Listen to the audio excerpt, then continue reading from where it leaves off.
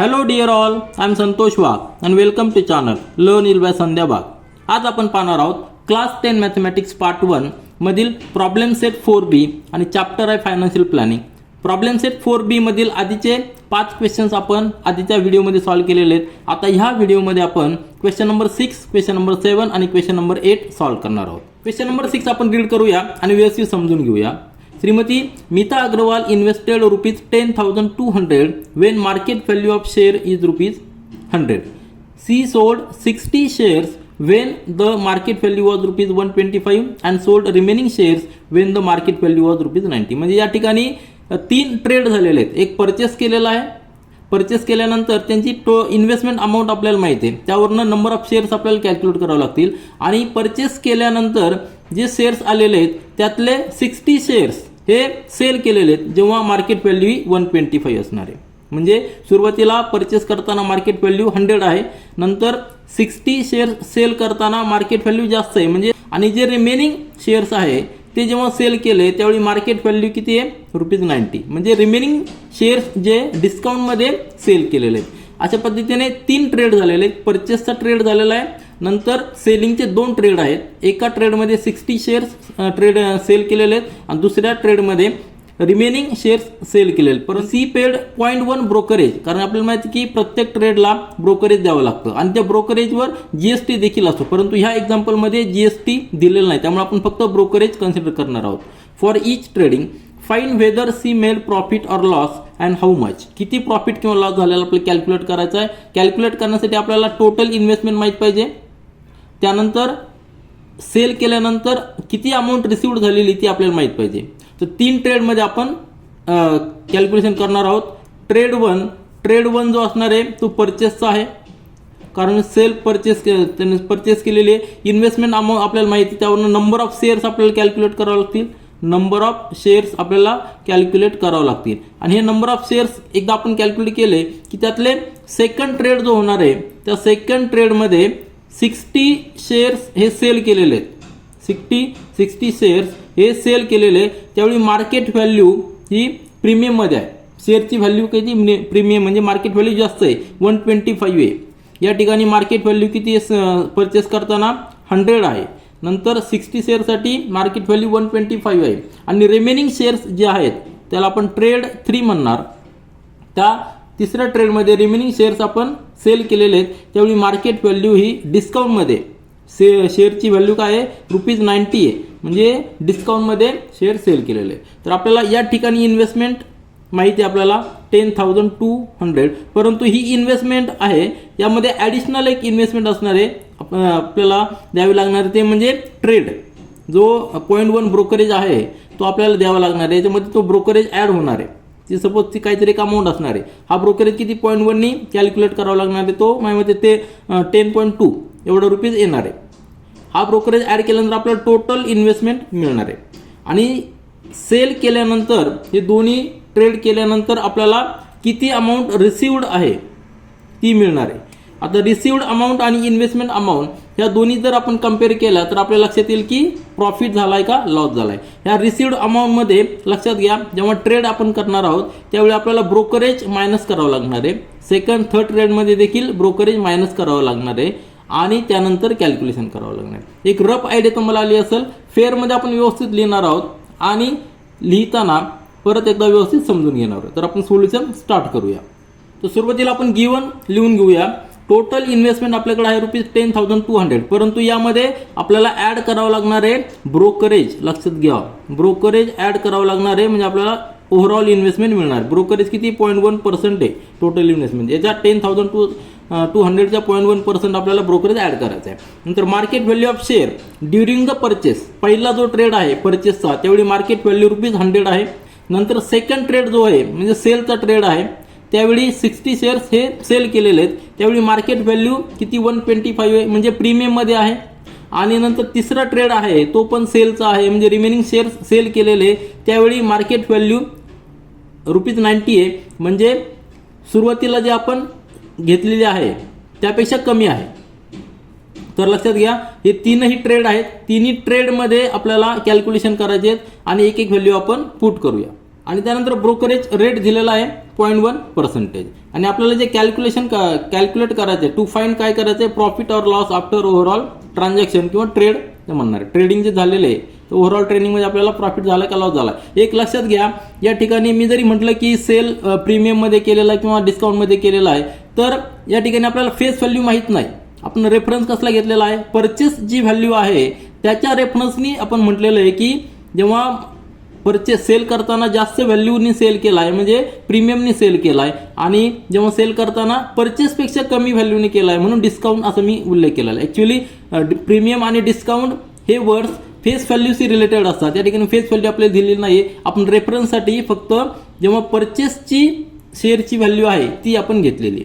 तर आपण solution start करूया. सोल्युशनमध्ये सुरुवातीला आपल्याला काय करायचं आहे, फर्स्ट ट्रेड म्हणजे आपण त्याला ट्रान्झॅक्शन म्हणू शकतो. तर पहिलं जे ट्रान्झॅक्शन आहे, पहिला जो ट्रेड आहे तो परचेसचा ट्रेड आहे, परचेस ऑफ द शेअर्स. त्यावेळी नंबर ऑफ शेअर्स आपल्याला कॅल्क्युलेट करावं लागतील. त्यासाठी टोटल इन्व्हेस्टमेंट किती आहे आणि market value of the shares आपल्याला माहीत आहे. टोटल इन्व्हेस्टमेंट माहीत आहे आपल्याला 10,200 आहे आणि market value of the share देखील माहीत आहे 100 आहे. यांचं जर कॅल्क्युलेशन केलं तर नंबर ऑफ शेअर्स आपल्याला किती मिळालेत एवढ्या अमाऊंटमध्ये, तर आपल्याला 102 नंबर ऑफ शेअर्स मिळालेले आहेत. एवढे शेअर्स आपल्याला मिळालेले आहेत. आता हे झालं आपलं पहिला ट्रेड. आता ह्या ट्रेडवर आपल्याला ब्रोकरेज द्यायचा आहे. ब्रोकरेज दिलेला आहे 0.1%. तर तो ब्रोकरेज किती द्यायचा आहे, आपण ट्रेड केलेला आहे 10,200चा, त्याच्यावर आपल्याला 0.1% ब्रोकरेज द्यायचा आहे. मग brokerage of the first transaction, first trading is 0.1% of total investment. Investment जी आपण केलेली आहे 0.1%, 10,200, त्यावर आपल्याला 0.1% ब्रोकरेज द्यायचं. म्हणजेच पर्सेंटेज साईन जर काढलं तर 0.1/100 आणि कशाच्या, तर 10,200चा. हे कॅल्क्युलेशन सिम्पल कॅल्क्युलेशन आहे. हे 2 झिरो जाणार, हे 2 झिरो जाणार, 102 बरोबर आहे की नाही. 0.1 इंटू ₹102. आता हा 0.1 आहे म्हणजे एक डेसिमल या ठिकाणी जाणार आहे म्हणजे 10.2. आलं लक्षात. Brokerage during purchase of shares is ₹10.2. हे आपलं पहिला ब्रोकरेज आलेला आहे, पहिल्या ट्रेडचा ब्रोकरेज आलेला आहे. मग आपल्याला टोटल कॉस्ट किती पडली, इन्व्हेस्टमेंट जरी आपण 10,200 केली असली तरी ॲडिशनल आपल्याला ब्रोकरेज द्यायचं आहे. म्हणजेच ओव्हरऑल इन्व्हेस्टमेंट कॉस्ट काय येणार आहे, investment of the shares plus brokerage, आणि यांची जर आपण ॲडिशन केली तर किती येणार आहे ती 10,200 प्लस ₹10.2 हा ब्रोकरेज आहे. दोघांची ॲडिशन केली तर ₹10,210.2 ही जी अमाऊंट आहे ही आपल्याला ओव्हरऑल इन्व्हेस्टमेंट म्हणून घ्यावी लागणार आहे. आता आपल्याकडे शेअर्स किती मिळालेले, 102 टोटल शेअर्स आपल्याला मिळालेले. आता हे 102 शेअर्स मिळालेले, त्याच्यानंतर आपण सेकंड ट्रेड केलेला आहे, तो सेलचा ट्रेड केलेला आहे. त्यामध्ये आउट ऑफ 102 60 शेअर्स हे आपण सेल केलेले आहेत. तर त्याचं ट्रान्झॅक्शन आपण त्याचं कॅल्क्युलेशन करूया. आता नाव सेकंड ट्रेडिंग बरोबर आहे की नाही. तर सेलिंग ऑफ 60 शेअर्स हे आपलं सेकंड ट्रेडिंग आहे. नंबर ऑफ शेअर्स किती 60 आणि market value of the share while selling the 60 shares is ₹125. हे आपल्याला गिवन आहे. म्हणजे दोघांचं मल्टिप्लिकेशन केलं की आपल्याला अमाऊंट रिसिव्ड मिळणार आहे. आपण सेल करतोय बरोबर आहे की नाही, सेल करतोय, नंबर ऑफ सेल 60 आहेत आणि एका शेअरची व्हॅल्यू 125 आहे. दोघांचं मल्टिप्लिकेशन केलं तर आपल्याला रुपये देणार आहेत 7,500. परंतु एवढी सगळी अमाऊंट आपल्या हातामध्ये मिळणार नाही, कारण की आपल्याला ब्रोकरेज द्यायचं आहे. ब्रोकरेज किती देणार आहे आपण 0.1% देणार आहे. 0.1% कशाच्या, तर आपल्याला जी अमाऊंट मिळणार आहे 7,500 त्याच्या 0.1% आपल्याला ब्रोकरेज द्यावं लागणार आहे. तर 0.1% ऑफ 7,500 ह्या ट्रेडिंगला जी व्हॅल्यू आहे 7,500 त्याच्या 0.1% म्हणजेच काय 0.1/100 इंटू 7,500. जेव्हा आपण पर्सेंटेज साईन बाजूला काढतो त्यावेळी आपल्याला 100नी डिवाइड करावं लागतं आणि कशाच्या आहे म्हणून त्याला मल्टिप्लाय 7,500 आहे. दोघांचं जर आपण कॅल्क्युलेशन केलं तर हे 2 झिरो जातील. 75 इंटू 0.1 म्हणजेच हा एक डेसिमल पॉईंट इकडे येणार आहे म्हणजे 7.5. तर एवढं ब्रोकरेज आपल्याला सेकंड ट्रेडिंगला द्यावं लागणार आहे. आता हे द्यावं लागणार आहे कारण की आपण सेल करतोय. जेव्हा आपण परचेस करतो त्यावेळी आपल्याला त्याच्यामध्ये ॲड करावं लागतं आणि जेव्हा आपण सेल करतो त्यावेळी मिळालेल्या अमाऊंटमधनं हे मायनस करावं लागतं. तर फक्त आता लक्षात ठेवा brokerage for the second trading किती आहे ₹7,500 ही ब्रोकरेज आपल्याला सेकंड ट्रेडमध्ये आलेलं आहे. आता तिसरा जो ट्रेड झालेला आहे म्हणजे रिमेनिंग शेअर्स जे आहेत रिमेनिंग शेअर्स आता ते सेल करायचे. Third trading, selling of the remaining shares. किती शेअर्स राहिलेले आहेत? टोटल 102 आपल्याकडं आले होते आपण परचेस करताना, त्यातले 60 शेअर्स आपण ट्रेडिंग केलेले आहे. रिमेनिंग 42 शेअर्स आहे आणि 42 शेअर्स जेव्हा आपण सेल करतो त्यावेळी मार्केट व्हॅल्यू ही ₹90 असणार आहे. Market value of the share is ₹90. Number of shares आहे 42. दोघांचं मल्टिप्लिकेशन केलं की आपल्याला amount received after selling 42 shares मिळणार आहे. ते किती येणार आहे? 42 × 90 म्हणजे 3780 ही अमाऊंट आपल्याला मिळणार आहे. परंतु यामधलं ब्रोकरेज आपल्याला मायनस करावं लागणार आहे. ब्रोकरेज किती आहे? 0.1%. The brokerage for the third trading किती? 0.1% ऑफ 3780. 3780च्या 0.1% म्हणजेच पर्सेंटेज साईन बाजूला काढलं म्हणजे आपण 100ने डिवाइड केलंय आणि कशाच्या 3780च्या म्हणून मल्टिप्लिकेशन 3780. हे जर कॅल्क्युलेशन केलं तर हा 0 जाणार, हा 0 जाणार, इक्वल टू आता हा 0.1 आहे बरोबर आहे की नाही, तर एक डेसिमल इकडे येणार आहे म्हणजेच ₹37.8 आणि हा 10 या ठिकाणी आहे. पुन्हा एकदा 10 डिव्हिजनमध्ये आहे म्हणून हा डेसिमल पॉईंट अजून एक इकडे येणार आहे म्हणजेच 3.78 एवढं ब्रोकरेज आपल्याला ह्या ट्रान्झॅक्शनला द्यावं लागणार आहे. थर्ड ट्रान्झॅक्शनला एवढं ब्रोकरेज द्यावं लागणार आहे. मग आता आपल्याला ओव्हरऑल प्रॉफिट और लॉस कॅल्क्युलेट करायचा आहे. तो करण्यासाठी आपण इन्व्हेस्टमेंट किती केलेली ते आपल्याला माहीत आहे आणि आपल्याला अमाऊंट किती मिळालेली ते देखील माहीत आहे. सगळ्यांचं आपण ओव्हरऑल कॅल्क्युलेशन करूया आणि प्रॉफिट लॉस चेक करूया. त्या ठिकाणी पहा, overall amount received or loss म्हणजे काय? प्रॉफिट ऑर लॉस आपल्याला कॅल्क्युलेट करायचा आहे. तो कॅल्क्युलेट करण्यासाठी amount received after second trading and third trading बरोबर आहे की नाही.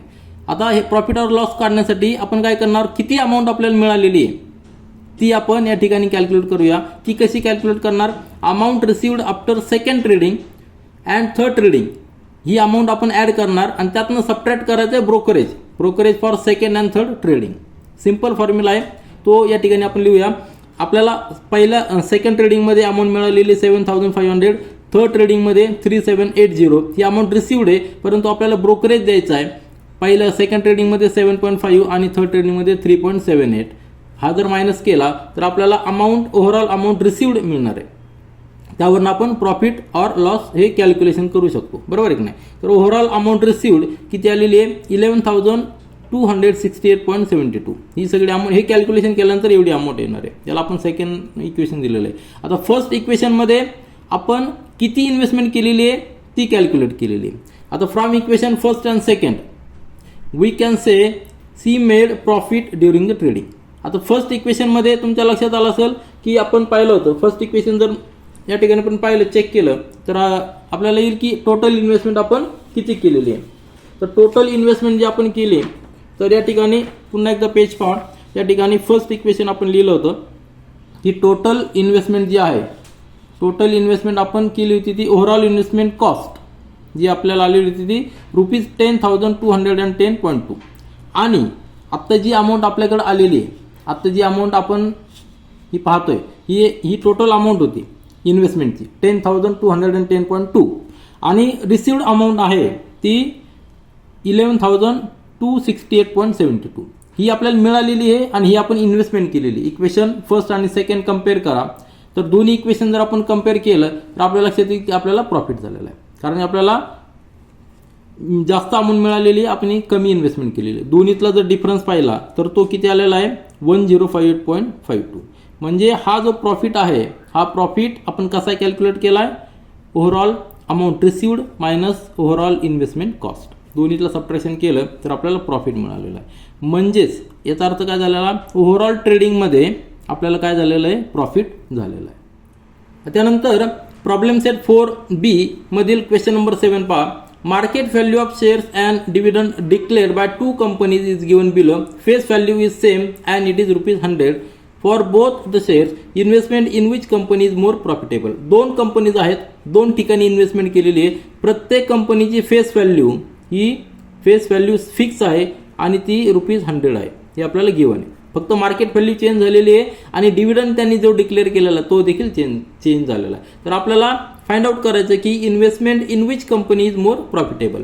जेव्हा आपल्याला इन्व्हेस्टमेंट प्रॉफिटेबल आहे की नाही कॅल्क्युलेट करायचं असेल आणि ज्यावेळी मार्केट व्हॅल्यू फेस व्हॅल्यू हे डिफरंट असतात, डिव्हिडंड डिफरंट दिलेला असतो. मार्केट व्हॅल्यू जर वेगळी असेल, फेस व्हॅल्यू जर वेगळी असेल, त्यावेळी आपल्याला कम्पेअर करण्यासाठी एक टर्म महत्त्वाची ती म्हणजे rate of return. Rate of return आपल्याला कॅल्क्युलेट करावा लागतो. रेट ऑफ रिटर्न कसा कॅल्क्युलेट करू शकतो? फॉर्म्युला सिंपल आहे रेट ऑफ रिटर्नचा. आपण जी इन्व्हेस्टमेंट केलेली आहे आणि आपल्याला जी सम मिळालेली आहे, सम रिसिव्ड, बरोबर आहे की नाही, सम रिसिव्ड ही आपल्याला माहीत पाहिजे आणि आपण जो टोटल इन्व्हेस्टमेंट केलेली आहे ती आपल्याला माहीत पाहिजे. तर ही जर दोन गोष्टी माहीत असतील तर आपण रेट ऑफ रिटर्न कॅल्क्युलेट करू शकतो. त्याला जर आपण 100 मल्टिप्लाय केलं तर आपल्याला पर्सेंटेजमध्ये येणार आहे. आलं लक्षात? सिंपल फॉर्म्युला आहे रेट ऑफ रिटर्नचा, सम रिसिव्ड अपॉन इन्व्हेस्टमेंट इंटू 100. आता दोन कंपन्यांची आपल्याला कॅल्क्युलेशन करायचं आहे. दोन्ही कंपनीच्या मार्केट व्हॅल्यू सेपरेट आहेत, डिफरंट आहेत, डिव्हिडंड वेगळा आहे. आता एक लक्षात घ्या, जेव्हा आपल्याला डिव्हिडंड कॅल्क्युलेट करायचं असतं त्यावेळी फेस व्हॅल्यू माहीत पाहिजे असते आणि जेव्हा आपल्याला इन्व्हेस्टमेंट कॅल्क्युलेशन करायचं असतं त्यावेळी आपल्याला मार्केट व्हॅल्यू माहीत पाहिजे असते. दोन्ही गोष्टी वेगळ्या आहेत. सम रिसिव्ड मध्ये आपण डिव्हिडंड कॅल्क्युलेट करणार आहोत. डिव्हिडंड कॅल्क्युलेट करण्यासाठी फेस व्हॅल्यू माहीत पाहिजे आणि इन्व्हेस्टमेंट कॅल्क्युलेट करण्यासाठी मार्केट व्हॅल्यू माहीत पाहिजे. कारण की डिव्हिडंड नेहमी एका फिक्स व्हॅल्यूवर दिलेला असतो. शेअरची एक फिक्स व्हॅल्यू असते, फेस व्हॅल्यू असते, ती कायम फिक्स असते, ती कधी चेंज होत नाही. परंतु मार्केट व्हॅल्यू सिच्युएशननुसार, टाईमनुसार ती चेंज होत असते आणि त्यामुळे आपल्याला इन्व्हेस्टमेंट करताना मार्केट व्हॅल्यू कन्सिडर करावं लागते. तर सिंपल कॅल्क्युलेशन्स आहेत, आपण ते करूया आणि कम्पेअर करूया की दोन कंपनीचा रेट ऑफ रिटर्न किती. हा पर्सेंटेजमध्ये येणार आहे आणि पर्सेंटेजमध्ये आपण लगेच कम्पेअर करू शकतो. तर सुरुवात करूया. सुरुवातीला आपण गिवन लिहूया. फॉर कंपनी ए आणि for company B face value is ₹100. दोन्हीकडे सेम आहे. मार्केट व्हॅल्यू डिफरंट आहे. पहिल्या कंपनीसाठी 132 आहे, सेकंड कंपनीसाठी ₹144 आहे. डिव्हिडंड पहिल्या कंपनीसाठी ए कंपनीसाठी 12% आहे, डिव्हिडंड यासाठी 16% आहे. तर आता आपल्याला जेव्हा कम्पेअर करायचं आहे, आपल्याला फाइंड आउट काय करायचं आहे, investment in which company is more profitable. जेव्हा आपल्याला कम्पेअर करायचं आहे त्यावेळी to find the more profitable company let's find the rate of return for each company. Rate of return जर आपण कॅल्क्युलेट केला तर आपण लगेच कम्पेअर करू शकतो. तर आपण तो कॅल्क्युलेट करूया. तर सुरुवातीला फॉर कंपनी ए. आता आपण हे सगळं ट्रेड करणार आहोत सिंगल शेअरसाठी आपण कॅल्क्युलेट करूया. तर डिव्हिडंड इन्कम तो कॅल्क्युलेट करण्यासाठी आपल्याला 12% दिलेला आहे. पण 12% कशाचा असतो? तो face value of the share. Face value of the share is ₹100 दिलेली आहे. 12% म्हणजे 12/100. पर्सेंटेज साईन आपण बाजूला काढल्यानंतर 100 डिवाइड करायचं आहे. आणि कशाच्या फेस व्हॅल्यू? फेस व्हॅल्यू किती? 100. 12% ऑफ ₹100 म्हणजे किती येणार आहे? हा 100 आणि हा 100 जाणार आहे. आपल्याला ₹12 आलेला आहे. एका शेअरसाठी आपण डिव्हिडंड कॅल्क्युलेट करतोय, तो सिंगल शेअरसाठी कॅल्क्युलेट करतोय. सिंगल शेअरसाठी डिव्हिडंड आलेला ₹12 फॉर कंपनी ए. ही झाली आपली इन्कम झालेला आहे, बरोबर आहे की नाही. डिव्हिडंड मिळाला म्हणजे आपल्याला इन्कम भेटलेला आहे. परंतु आपली इन्व्हेस्टमेंट काय आहे? इन्व्हेस्टमेंट म्हणजे आपण मार्केट व्हॅल्यूवर आपण इन्व्हेस्टमेंट कॅल्क्युलेट करू शकतो, बरोबर आहे की नाही. जेव्हा आपल्याला तो शेअर घ्यायचा असतो त्यावेळी आपल्याला फेस व्हॅल्यूवर मिळणार नाही, तर तो आपल्याला मार्केट व्हॅल्यूवर मिळणार आहे. तर sum invested for the single share for company A त्यावेळी काय असणार आहे? Market value of the share. त्या शेअरची मार्केट व्हॅल्यू किती दिलेली आहे? ₹132 दिलेली. म्हणजे ही झाली इन्व्हेस्टमेंट आणि ₹12 झाला आपल्याला इन्कम. दोन गोष्टी आपल्याला मिळालेल्या आहेत. दोन्हीचं कंपॅरिझन करूया. Rate of return for the company आपल्याला फॉर कंपनी मिळेल. Rate of return for company A dividend income divided by sum invested, त्याला 100 मल्टिप्लाय केलं की पर्सेंटेजमध्ये रेट ऑफ रिटर्न मिळणार आहे. सिंपल फॉर्म्युला आहे. तर डिव्हिडंड इन्कम आपण कॅल्क्युलेट केलेला सिंगल शेअरसाठी ₹12 आहे. सम इन्व्हेस्टेड म्हणजे market value of the single share ₹132 आहे. त्याला 100 मल्टिप्लाय करूया म्हणजेच 1200 डिवायडेड बाय 132. आता हे कॅल्क्युलेशन करायचं आहे. तर सुरुवातीला आपण 4 डिवाइड करूया. या ठिकाणी येणार आहे 3 आणि या ठिकाणी येणार आहे 300. आता पुन्हा एकदा 3 डिवाइड करूया म्हणजे 11 आणि या ठिकाणी 100. म्हणजेच आपलं काय आलेलं आहे 100/11 हे पर्सेंटेजमध्ये येणार आहे. 100/11 11ने जर आपण डिवाइड केलं तर किती येणार आहे? 9.09%. तर हा रिटर्न झाला, रेट ऑफ रिटर्न पर्सेंटेजमध्ये. आपण जेव्हा कम्पेअर करायचं तेव्हा आपल्याला पर्सेंटेजमध्ये कम्पेअर करणं सोपं जातं, म्हणून पर्सेंटेजमध्ये आपण रिटर्न काढलेला आहे. तो आलेला 9.01 फॉर द फर्स्ट कंपनी. आता त्याच पद्धतीने आपण सेकंड कंपनीसाठी देखील रेट ऑफ रिटर्न कॅल्क्युलेट करूया. त्यासाठी आपल्याला डिव्हिडंड इन्कम कॅल्क्युलेट करावं लागणार आहे. डिव्हिडंड इन्कम किती दिलेला आहे? 16% दिलेला आहे, पण कशाच्या डिव्हिडंड इन्कम नेहमी फेस व्हॅल्यूचा असतो. Face value of the share ₹100 आहे, म्हणजे 16/100 इंटू 100. फेस व्हॅल्यू किती 100 आहे, म्हणजेच हा 100 जाणार आणि ₹16 आलेला आहे. काय आलेला आहे? Dividend income for 1 share for the company B. आता इन्व्हेस्टमेंट, आता ही इन्कम मिळालेला आहे. आता इन्व्हेस्टमेंट किती केलेली आहे आपण? Market value of the share आपल्याला घ्यावं लागणार आहे, कारण आपल्याला इन्व्हेस्टमेंट करताना परचेस करायचं आहे. परचेस करताना आपल्याला फेस व्हॅल्यूवर परचेस होणार नाही, त्यासाठी आपल्याला शेअरची मार्केट व्हॅल्यूवर परचेस होणार आहे. Market value of the share for company B किती दिलेला आहे? ₹144. आता ही झाली इन्व्हेस्टमेंट. 144 इन्व्हेस्टमेंट झालेली आहे आणि ₹16 हे इन्कम झालेलं आहे. मग रेट ऑफ रिटर्न कॅल्क्युलेट करू आपण. Dividend income divided by sum invested into 100 म्हणजे पर्सेंटेजमध्ये येणार आहे. म्हणजेच ₹16 आपण ₹144 इंटू 100 हे झालं पर्सेंटेजमध्ये. सिम्पल कॅल्क्युलेशन करूया. 16 इंटू 100 आपण 144. आता 16 9 जा 144 म्हणजे 100/9. 9 ने डिवाइड केला तर या ठिकाणी येणार आहे 9 - 9, परत या ठिकाणी 1.111 म्हणजे 11.11%. हा झाला रेट ऑफ रिटर्न. सेकंड कंपनीसाठी रेट ऑफ रिटर्न किती आहे? 11.11%. पहिल्या कंपनीसाठी 9.09 होता. फॉर्म इक्वेशन 1 आणि 2. पहिल्याला आपण इक्वेशन 1 दिलं होतं, या ठिकाणी इक्वेशन 1 दिलं होतं आणि आत्ता दिलेलं आपण इक्वेशन नंबर 2. दोन्ही जर कम्पेअर केले तर आपल्याला लक्षात येईल की कंपनी बी इज प्रॉफिटेबल, कारण की या ठिकाणी रेट ऑफ रिटर्न हा मोर आहे. या ठिकाणी जागा थोडीशी कमी आहे, मी लिहिताना थोडंसं स्मॉलमध्ये लिहिलेलं आहे, परंतु आन्सर तुम्ही व्यवस्थित लिहा. From equation 1 and 2, rate of return for company B that is 11.11%, which is greater than 9.09. So company B is more profitable for investment. हे झालं आपलं आन्सर. यानंतर प्रॉब्लेम सेट 4B मधील क्वेश्चन नंबर 8 पहा. स्टार मार्क आहे, थोडंसं आपल्याला complication या ठिकाणी आहे म्हणून स्टार मार्क दिलेला आहे, परंतु सिंपल व्यवस्थित समजून घेतलं तर सिंपल कॅल्क्युलेशन आहे. क्वेश्चन रीड करूया, समजून घेऊया. Shri Aditya Sanghavi invested ₹50,118 in shares for face value ₹100. Face value दिलेली आहे ₹100. When the market value is ₹50. आता मार्केट व्हॅल्यू देखील दिलेली आहे. Rate of brokerage is 0.2% and rate of GST on the brokerage is 18%. Then how many shares were purchase for ₹50,118. आता ही आपल्याला investment amount दिलेली आहे. नंबर ऑफ शेअर्स आपण कॅल्क्युलेट करायचे आहेत. नंबर ऑफ शेअर्स कसे कॅल्क्युलेट करणार? तर आपल्याला इन्व्हेस्टमेंट माहिती आहे, टोटल इन्व्हेस्टमेंट माहिती आहे, बरोबर आहे की नाही? टोटल इन्व्हेस्टमेंट माहिती आहे आणि त्याला जर आपण एका शेअरची इन्व्हेस्टमेंट सिंगल शेअर कॉस्ट, बरोबर आहे की नाही?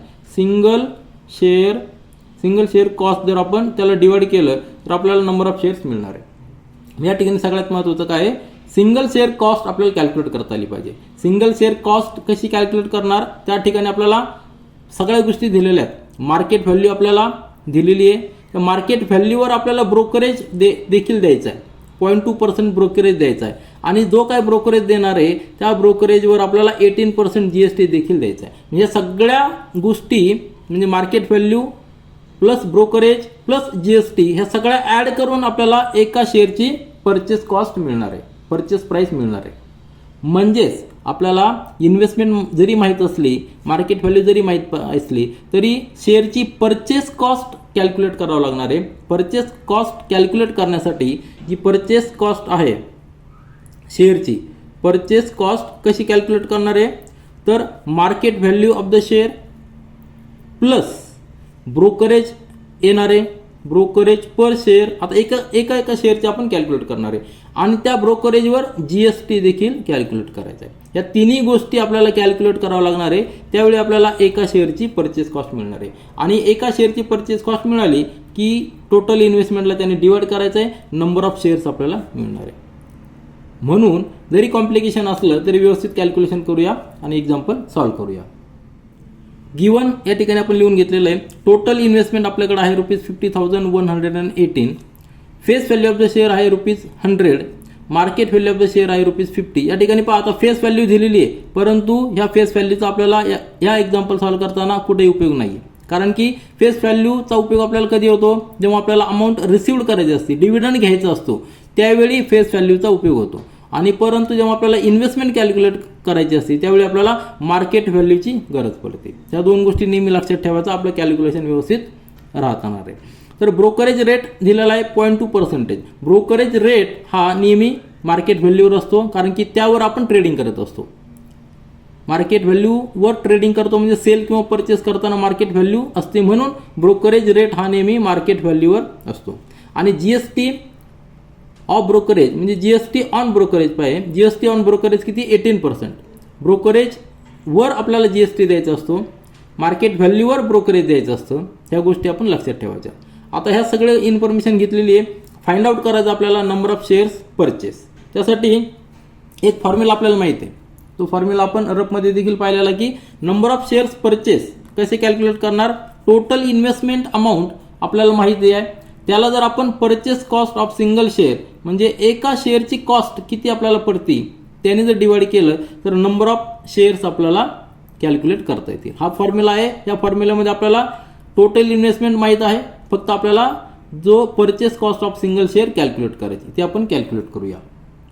आता आपल्याला माहिती आहे की purchase cost of single share काय असणार आहे, market value of the share plus brokerage per share plus GST on brokerage per share. ह्या तीन गोष्टी ॲड केल्या की आपल्याला एका शेअरची परचेस कॉस्ट मिळणार आहे.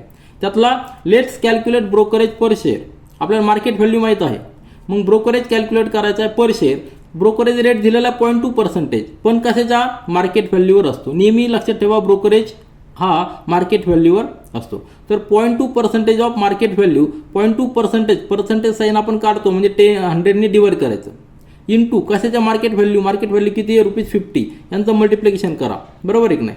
तर हा 0 जाणार, हा 0 जाणार आणि हा 10 आहे, बरोबर आहे की नाही. 0.2 × 5 म्हणजे किती झालेला? 1 डिवायडेड बाय 10 म्हणजे 0.1 ₹0.1. हा काय आलेला आहे? ब्रोकरेज आलेला आहे. एका शेअरच्या पाठीमागं ₹0.1 ब्रोकरेज आपल्याला द्यावा लागणार आहे. त्याच्यानंतर आपल्याला जीएसटी कॅल्क्युलेट करायचा आहे. जीएसटी जो कॅल्क्युलेट करणार आहे तो ब्रोकरेजवर कॅल्क्युलेट करायचा आहे. ब्रोकरेज आपला किती आलेला आहे? ₹0.1 आलेला आहे. मग GST per share 18% of brokerage per share. GST किती आहे? 18% आहे, परंतु कशावर आहे तो? ब्रोकरेजवर आहे. मग 18% पर्सेंटेज साईन काढल्यानंतर 100ने डिवाइड करायचं आहे. 18/100 इंटू ब्रोकरेज किती आहे? ₹0.1 आहे. हे कॅल्क्युलेशन करायचं आहे. आता 18 × 0.1 म्हणजे किती झालेला? 1.8. हा पॉईंट डेसिमल पॉईंट आहे, तो या ठिकाणी येणार आहे म्हणजे 1.8 होणार आहे डिवायडेड बाय 100. आता 2 0 आहेत म्हणजे डेसिमल पॉईंट अजून लेफ्ट साईडला येणार आहे, 2 डिजिट्स अजून येणार आहे म्हणजेच 0.018 आपला हा काय झालेला आहे? जीएसटी आलेला आहे. ब्रोकरेज आलेला आहे ₹0.1, जीएसटी पर शेअर आलेला ₹0.018. हे सगळं रुपीजमध्ये आपण कॅल्क्युलेट करतोय कारण की सगळ्या गोष्टी आपण रुपीजमध्ये घेतलेल्या आहेत. आता purchase cost of the single share वर आपण जो फॉर्म्युला लिहिला त्यामध्ये जर आपण सगळ्या व्हॅल्यू टाकल्या तर काय येणार आहे? मार्केट व्हॅल्यू ₹50 आहे, ब्रोकरेज ₹0.1 आहे आणि जीएसटी पर ब्रोकरेज, जीएसटी पर शेअर किती आहे? 0.018 असणार आहे. सगळ्यांची जर ॲडिशन केली तर ₹50.118 हे काय झालेले? Purchase cost of single share. एका शेअर पाठीमागं आपल्याला एवढी कॉस्ट द्यावं लागणार आहे. मार्केट व्हॅल्यू जरी ₹50 असली तरी ॲडिशनल ह्या अमाऊंट आपल्याला द्यावं लागणार आहे. म्हणजे एक शेअर आपल्याला ₹50.118 ला पडलेला आहे. आता ही जर व्हॅल्यू आपण इक्वेशन 1 मध्ये पुट केली तर आपल्याला नंबर ऑफ शेअर्स मिळणार आहे.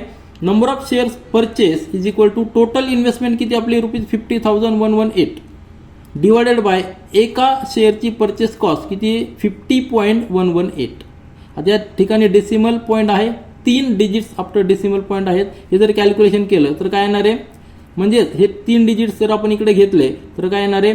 50.118 आणि 3 0 ॲड होतील आणि हा डेसिमल पॉईंट जाणार आहे 118. आलं लक्षात? हा डेसिमल पॉईंट काढण्यासाठी आपण काय केलेलं आहे? 3 डिजिट्स इकडे घेतलेला आहे, बरोबर आहे की नाही. त्यावेळी इकडे 3 0 ॲड करायचे किंवा दोन्हीकडे आपण 1000 मल्टिप्लाय केलं, डिवाइड केलं ह्या पूर्ण युनिटला तरी चालेल. मग या ठिकाणी 1 येणार आहे आणि या ठिकाणी 1000 येणार आहे. हे सिम्पल कॅल्क्युलेशन आहे. तर नंबर ऑफ शेअर्स परचेस किती आलेले? 1000. म्हणजे एवढ्या अमाऊंटमध्ये 50,118 मध्ये आपल्याला 1000 शेअर्स मिळणार आहे. तर ह्या व्हिडिओमध्ये आपण क्वेश्चन नंबर 6, 7, 8 सॉल्व्ह केलेले आहेत. प्रॉब्लेम सेट 4B मधील रिमेनिंग 3 क्वेश्चन्स आपण नेक्स्ट व्हिडिओमध्ये सॉल्व्ह करूया. This is all for this video. Thank you.